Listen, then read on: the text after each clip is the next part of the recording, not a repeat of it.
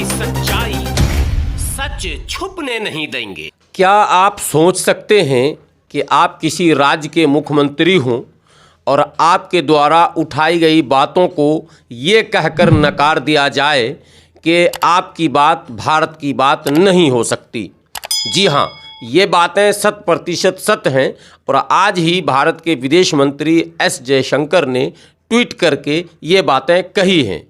आपको याद होगा, दिल्ली के मुख्यमंत्री अरविंद केजरीवाल ने कल भारत सरकार से ये निवेदन किया था कि सिंगापुर से उड़ान सेवा रद्द कर दी जाए, यानी सिंगापुर से जो यातायात सेवाएं हैं, जो एयर फैसिलिटीज़ है, जो जहाज़ों का आना और जाना है, उसे तत्काल बंद कर दिया जाए। और कारण ये बताया गया था कि सिंगापुर में जो तीसरे वेव के बारे में बार बार बात की जा रही है कि कोरोना का एक और लहर आएगा, उस तीसरी लहर में बच्चों पर उसका प्रभाव होगा, तो सिंगापुर में इस तरह के केसेस देखने को मिल रहे हैं कि वहाँ बच्चों में इस तरह के संक्रमण पाए जाने लगे हैं। इसी को देखते हुए केजरीवाल ने, जो कि दिल्ली के मुख्यमंत्री हैं, केजरीवाल ने केंद्र सरकार को एक सलाह मात्र दी थी कि सिंगापुर से भी उड़ानें रद्द कर दी जाए।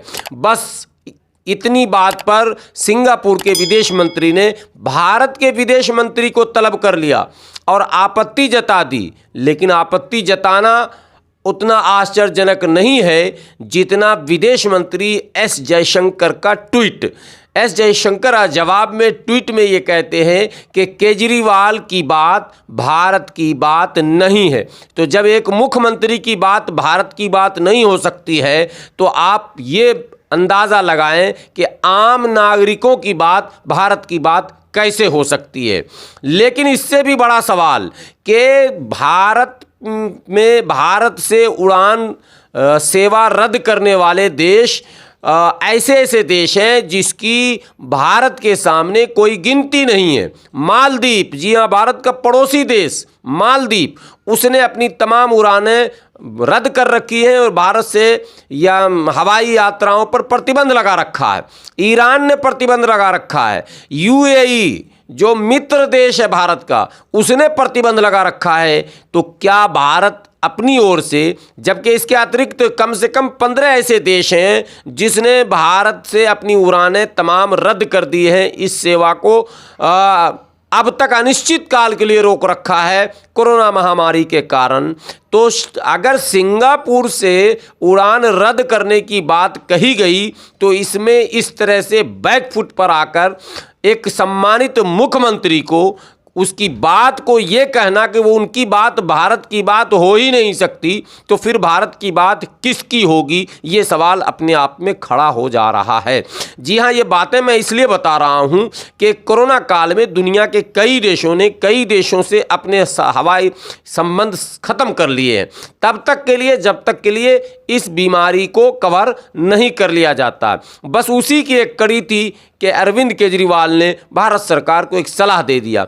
किसी मुख्यमंत्री के सलाह को यदि सलाह कहकर आप टालते तो ये बात तो मानने की थी, लेकिन आप ये कह रहे हैं कि मुख्यमंत्री की बात भारत की बात नहीं है। ये अपने आप में एक विचित्र बात और नई बात कही जाएगी। फिर भारत की बात होगी किसकी?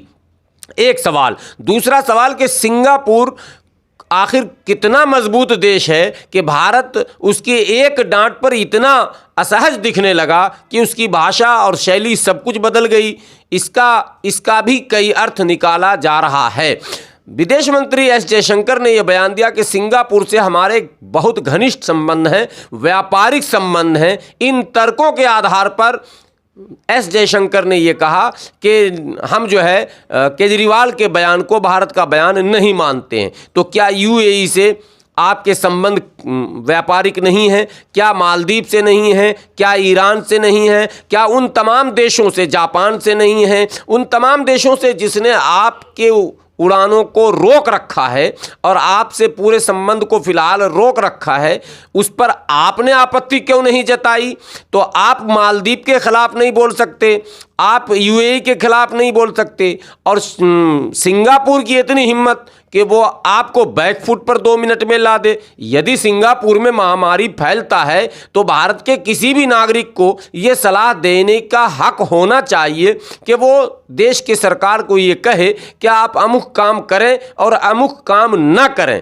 लेकिन सरकार के कद्दावर नेता विदेश मंत्री, और कहे जाते हैं मोदी सरकार में बहुत पढ़े लिखे विदेश मंत्री, और उनका ये बयान बड़ा अजीब सा लग रहा है कि दिल्ली के मुख्यमंत्री केजरीवाल के बयान को आप ये कहकर नकार रहे हैं कि मुख्यमंत्री का बयान भारत का बयान नहीं होगा। आपसे विनती है कि देश की सच्चाई चैनल को अगर आपने अब तक सब्सक्राइब नहीं किया है तो प्लीज़ सब्सक्राइब कर लें, वीडियो को ज़्यादा से ज़्यादा शेयर करें।